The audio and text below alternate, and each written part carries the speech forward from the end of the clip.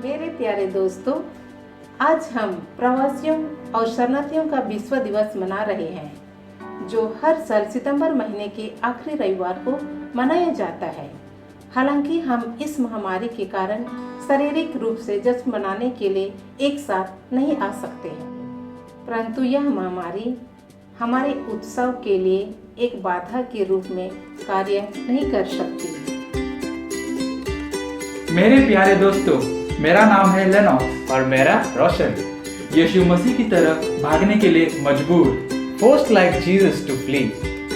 आज हम इस विषय पर चिंतन करते हैं, जो कि पोप फ्रांसिस ने हमें विशेष करके आज के दिन को मनाने के लिए दिया है, जहाँ वह आपके आज की स्थिति की तुलना यीशु मसीह के मिस्र के पलायन से करते हैं। और इस विषय द्वारा वो केवल इतना कहना चाहते हैं कि यीशु मसीह आप में से प्रत्येक में मौजूद है, और जो कोई इंसान आपकी ओर या आपके जैसे अन्य भाइयों और बहनों की ओर मदद का हाथ बढ़ाता है, वो यीशु मसीह के प्रति करता है। तो पोप फ्रांसिस के इन शब्दों से प्रेरित होकर हम एक साथ आकर इस प्रवासियों और शरणार्थियों के विश्व दिवस को एक परिवार के रूप में मनाते हैं। हाँ दोस्तों, हमारे इस ऑनलाइन उत्सव में भागीदार बनने के लिए हम सभी अपने धार्मिक भाई बहन, धर्मगुरु, प्रवासी दोस्तों और अन्य दर्शकों का स्वागत तहे दिल से करते हैं। और इस कार्यक्रम को शुरुआत करने के लिए हमारे अपने जानकीपाड़ा के भाइयों और बहनों अपने स्वागत गीत द्वारा हमारे स्वागत करेंगे।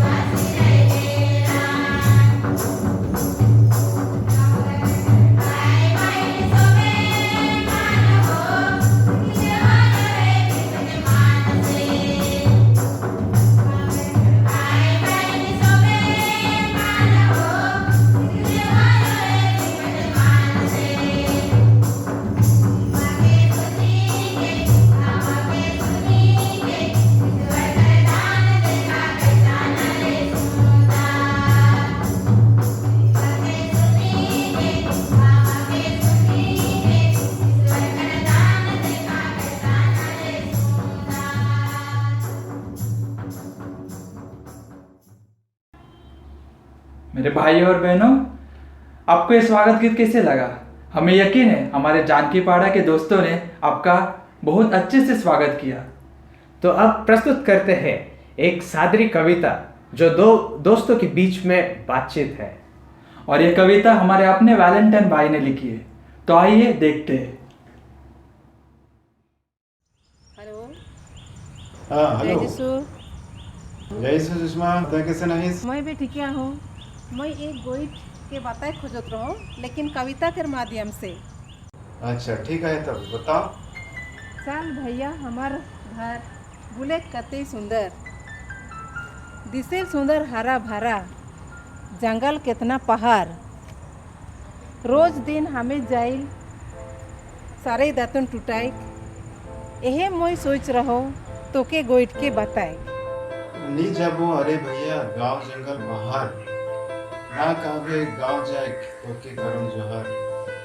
नी साउन सरल पतई चिचरी कचा गोबर, सीले मुके ना काबे जाए कुहा बार बार। कतई सुंदर पकल कुल्लू खाबे सावत सावत, चार कटई बार पिपेर कतई खाबे क्यों। तू तमरस महुआ पाको खाबे गेती कंदा, छाव दिन तो करबे काम एतवार खेलबे गेंदा। गांवर पार रहो तो शहर में अंगूर केला, खाए टेबल सज रही कयो चीज मेवा। तोय खाबे भुइये बैठ मड़ाए पिरहा पटिया, जीवन के मजा ले शहर देखे कावा। मोर गोटे गाय धुनुआ है आहे सुंदर बछरू, टिकली कबरी आहे लेकिन आहे बड़े चपरू। बिहान बिहान दूध दुहन देखबे आइक डेरी, दूध खीरसा दही खाबे खाबे गगरी गगरी। घर तोरे गरु कड़ा छिगरी मुर्गी सुवेर, गोबर चिचरी सुवेर लड़ी घरक एक भावेर। गोड़े लगी हाथे लगी नी बसाई की तोहो, ना कहरे अरे भैया जबो नहीं कहियो। कतई सुंदर खपरा घर दिसेल रिंगी चिंगी, 12 महीना हवा चलेल रहे ठंडी ठंडी। शहर घर खपरा लेके दिसेल जून, लेकिन ना लगे रे असल में ऊ करबे नहीं बची।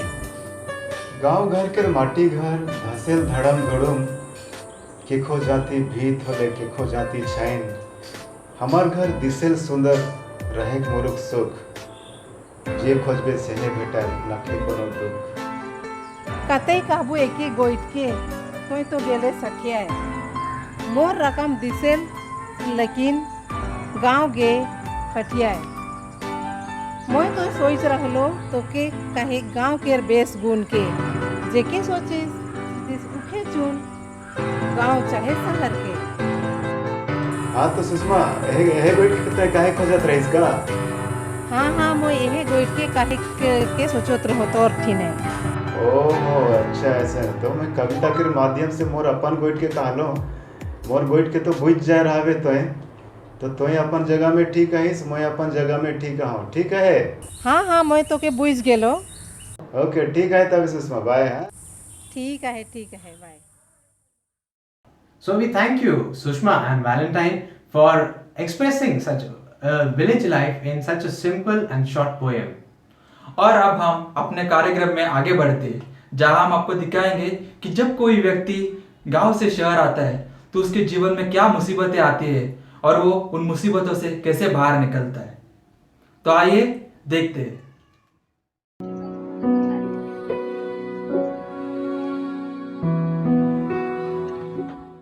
It is true that not every superhero comes with a cape or a suit. Some of them actually look like this.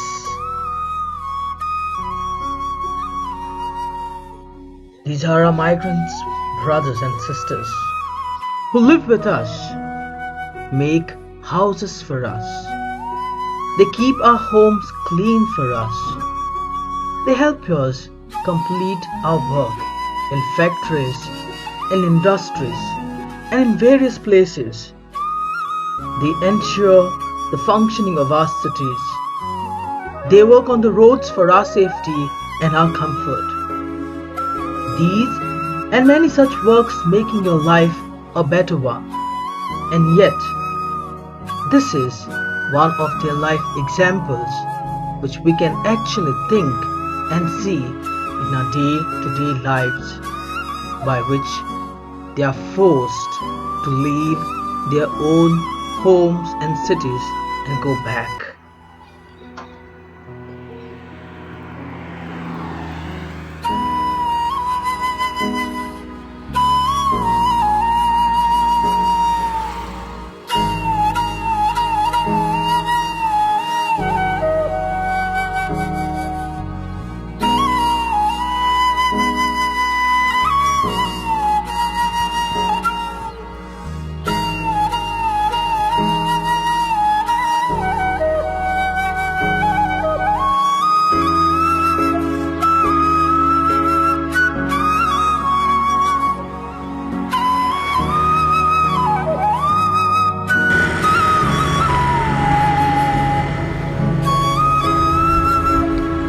मुझे माफ़ करना, मेरी वजह से हम दोनों इस मुसीबत में आ गए। आप अपने आप को दोषी मत समझिए, ये गलती आपकी नहीं है, ये हमारी किस्मत समझकर भूल जाओ। क्या हमने सोचा था दोनों का यहाँ पे आके भविष्य बनेगा, लेकिन इसे देख के लग रहा है कि हम दोनों का भविष्य अंधेरे में जा चुका है। बस कीजिए अब आपका इरादा हमारा भविष्य खराब करना नहीं था। हम अपने आप को कभी माफ़ नहीं कर सकते। क्यों? यह आपकी गलती नहीं है, ज़्यादा सोचो मत। हम अभी गांव भी नहीं जा सकते। गांव में जो ज़मीन थी वो उसके लेनदार ने आके अभी अपने कब्ज़े में कर ली है। अभी पता नहीं कि क्या कहाँ जाएं, क्या करें, कुछ समझ में नहीं आ रहा। मैं ऐसा नहीं सोचती, हमारे जीवन में जो होता है अच्छे के लिए होता है। आप कि आज से हमारा नया जीवन शुरू होगा। भगवान के घर देर है, अंधेर नहीं, वो किसी ना किसी को ज़रूर भेजेंगे हमारे लिए।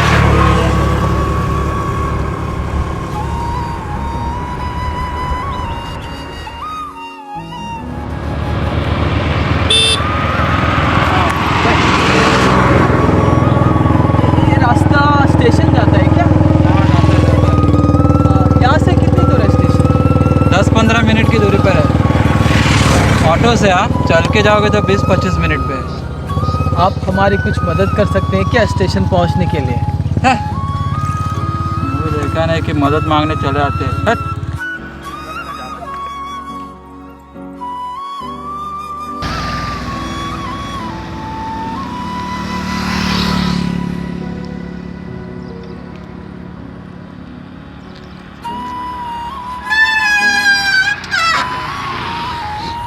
आप लोग ऐसे सड़क पे क्यों हो? वो किराया नहीं दे पाए 3 महीनों से, तो मकान मालिक ने हमें घर से निकाल दिया, और जो काम भी था पिछले 2 साल से कर रहे थे वहाँ से भी हमें काम से निकाला गया है, और पूरा पगार भी नहीं दिया हमको। तो अभी यहाँ पे रुक नहीं सके, तो पता नहीं हमारा सब सामान लेके आ गए थे। तो आपने मालिक से बात नहीं किया? की थी बात। हम 2-3 बार गए थे, उन्होंने सीधा मना कर दिया। उनके पास पैसे नहीं है बोल के हमें धक्के मार के भगा दिया बाहर। तो इसके बाद क्या सोचा आपने? अभी देख लेंगे, कहीं से इंतज़ाम पैसों का हो जाए तो हम घर जाने का सोच रहे थे, और घर जाने के बाद किसी रिश्तेदार के यहाँ पे रह के कुछ काम धंधा ढूंढ लेंगे। आप हमारी जाने के लिए कुछ मदद कर सकते हैं क्या? फिलहाल तो पैसे के मामले में मैं कुछ नहीं कर सकता, पर मैं ऐसे एक संस्था को जानता हूँ जो आपकी मदद करने के लिए दिन रात तैयार रहते हैं, तो उनके पास मैं ज़रूर लेके जा सकता आपको। आपकी बहुत मेहरबानी होगी साहब। आप हमें जगह दिखा सकते हैं क्या?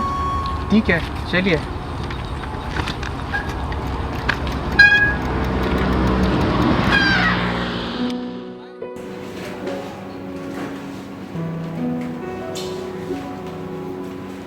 कहीं पे बोला था ना उसने।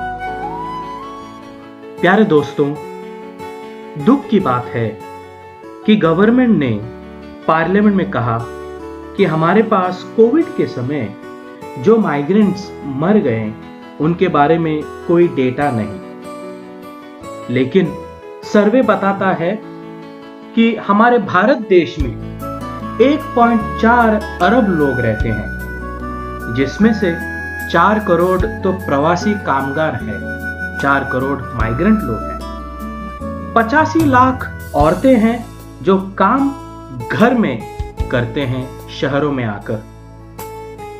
सेंसस 2011 बताता है कि 48 करोड़ काम करने वाले लोगों में से भारत में 10 करोड़ लोग तो माइग्रेंट्स है, प्रवासी है।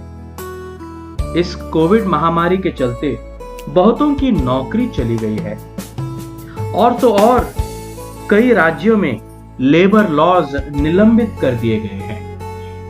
ऐसी परिस्थिति में प्रिय दोस्तों, हमारे प्रवासी लोगों को मदद कौन करेगा?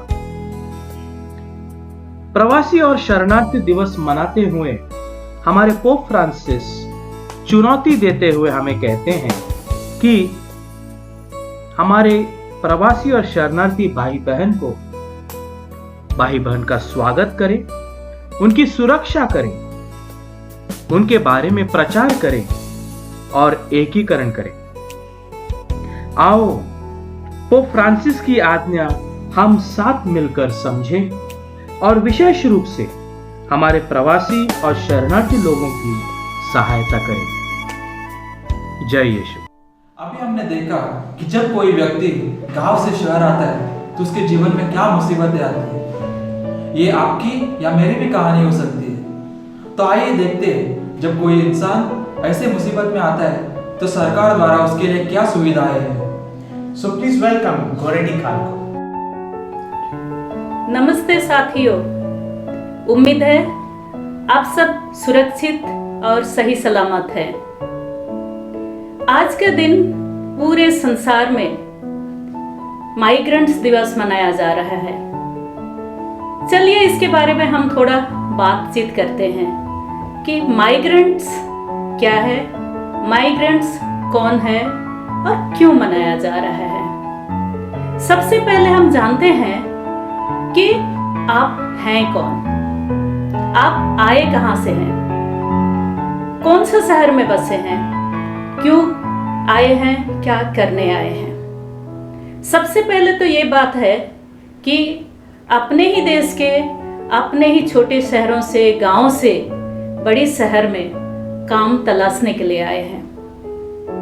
अपने दोस्तों के साथ, कभी कोई एजेंट के साथ, कभी कोई समाजसेवी के साथ, या कोई कॉन्ट्रैक्टर या कोई बिल्डर के साथ हम आए हैं, क्योंकि उन्होंने कहा हमें कि आपको अच्छी नौकरी मिलेगी, अच्छी पगार मिलेगी, ताकि आपकी जिंदगी बहुत अच्छी बनेगी। इसलिए आप भी बड़े शहर में, अनजान शहर में बिना जाने पहचाने आप आ गए हो।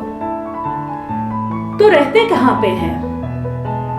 वहां पे जहां पे कि हम खुद अपने हैसियत से घर ले सकते हैं। कभी तो जहां घर बनता है वहीं पे रह जाते हैं, कभी कोई बिल्डिंग के नीचे, कभी कोई झोपड़ियों में रहते हैं, या तो कोई ब्रिज के नीचे रह जाते हैं। अलग अलग तरह के कामों में लगे हुए हैं, जैसे कि कंपनी में, घरों में, कहीं पे कंस्ट्रक्शन वर्क, जो पुल बन रहा है, या तो कहीं पे इलेक्ट्रिसिटी का केबल डाला जा रहा है, कहीं पे मुर्गी फार्म में, या तो कोई कृषि क्षेत्र में काम करते हैं। बहुत ही कठिन, असुरक्षित जगह है, जो कि दूसरों को, औरों को दिखता नहीं है कि आप क्या करते हो, क्यों करते हैं, क्योंकि आपका नाम कहीं पे दर्ज नहीं है, ना गांव से आते समय गांव में, ना यहाँ शहर में आने के बाद कोई शहर में, जिसके कारण से आपको सही तरीके से आपका पगार नहीं मिलता है।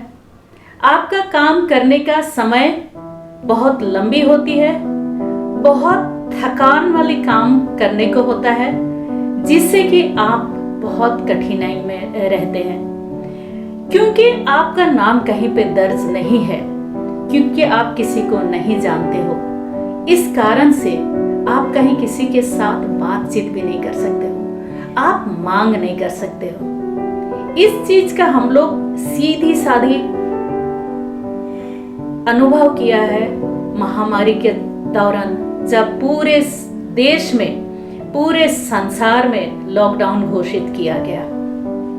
अचानक ये लॉकडाउन के कारण से आपका 2-3 महीना का पगार नहीं मिले, आपको अचानक मोबाइल बंद करना पड़ा, आपके मालिक आपका मोबाइल रिसीव नहीं किया, जिस कारण से आप खाली हाथ वापस जाने के लिए सोचे, क्योंकि गांव से आपको बुलावा आया कि आप घर आ जाओ, और आप तुरंत अपने परिवार के पास जाने के लिए तत्पर हो गया। अचानक ट्रेन, बस, सारी जितनी तौर तरीके थे सब बंद हो गए, तो जाए तो कैसे जाए? आप पैदल ही अपने घरों की ओर निकल पड़े। इस चीज के लिए आप मांग नहीं कर पाए, क्योंकि पहली बात तो आप कहाँ पे हैं, क्या हैं, कहाँ से आए हैं, इनकी जानकारी कहीं पे नहीं था। तो सरकार को भी ये अनुमान नहीं था कि कितनी तादाद में हम जैसे लोग बाहर निकले हुए हैं काम करने के लिए। लेकिन जब सड़कों में निकल पड़े तब पता चले कि लाखों करोड़ों संख्या में लोग बाहर हैं। जब लाखों लोग चलने लगे तो अच्छे दिल वाले समाज सेवी सरकार को प्रेशर करने लगे, दबाव डालने लगे कि इनके लिए कुछ सुविधा करें, ताकि इनको कम तकलीफ सहन करके गांव तक पहुंच पाए अपने प्रियजनों से मिलने के लिए। और ये हक आपकी है, लेकिन आप मांग नहीं पाए। और बहुत बार ऐसा हुआ है, ये तो महामारी के समय है। दूसरी बहुत बड़ी चीज, आपके बारे में आपकी पहचान क्या है। लोग आपको कहते हैं आप माइग्रेंट हैं, लेकिन ज्यादातर लोग आपको क्या कहते हैं कि आप बाहर से आए हुए लोग हैं। बाहर से आए हुए मतलब बहुत ही पराया समझा जाता है। जब पराया समझा जाता है, आपके लिए सुख सुविधाएं नहीं दी जाती है, आपके लिए जितने प्रोविजंस है, सरकारी प्रोविजंस है, या तो जैसे कि राशन की प्रोविजंस है, वो भी आपको नहीं मिल पाता है, क्योंकि आपको पराया माना जाता है। क्योंकि हम एक ही देशवासी हैं, एक ही शहर में रहते हैं, उनके लिए काम करते हैं, उनकी जिंदगी अच्छी करते हैं, तो हमारे भी हक बनती है अच्छी जिंदगी जीने के लिए। लेकिन वो नहीं मिल पाता है, क्योंकि आपकी पहचान आपको उस शहर के लोग दे दिए हैं कि आप पराये हो, परदेश के हो, यहाँ के रहने वाले नहीं हो।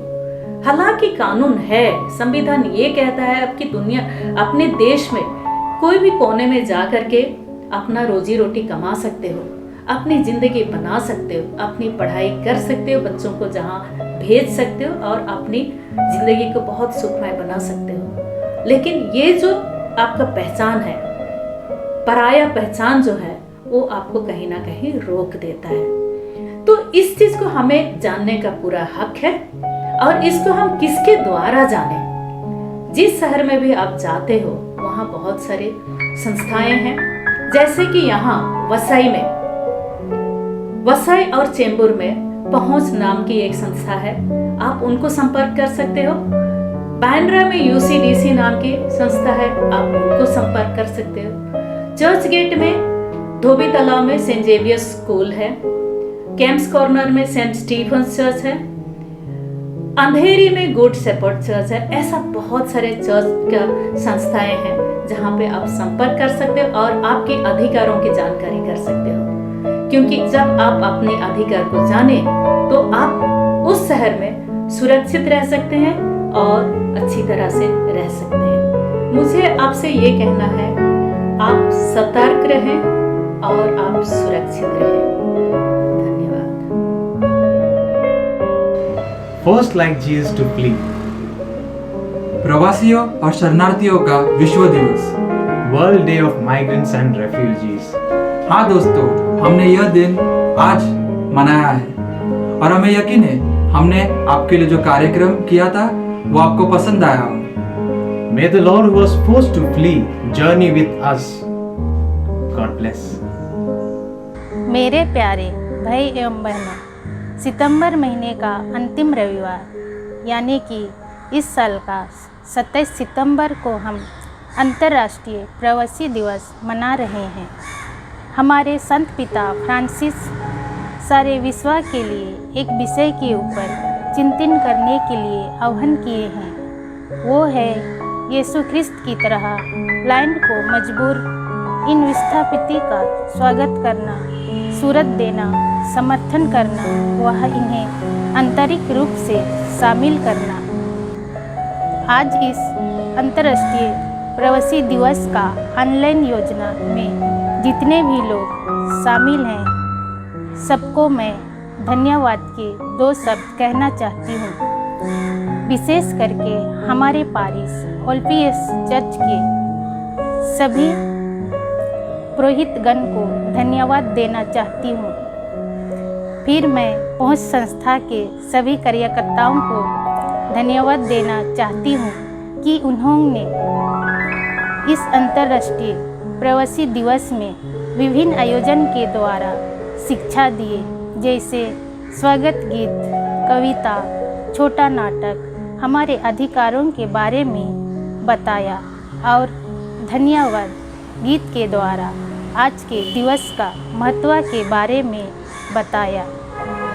अंत में सभी दर्शकों को दिल से धन्यवाद। जय यीशु।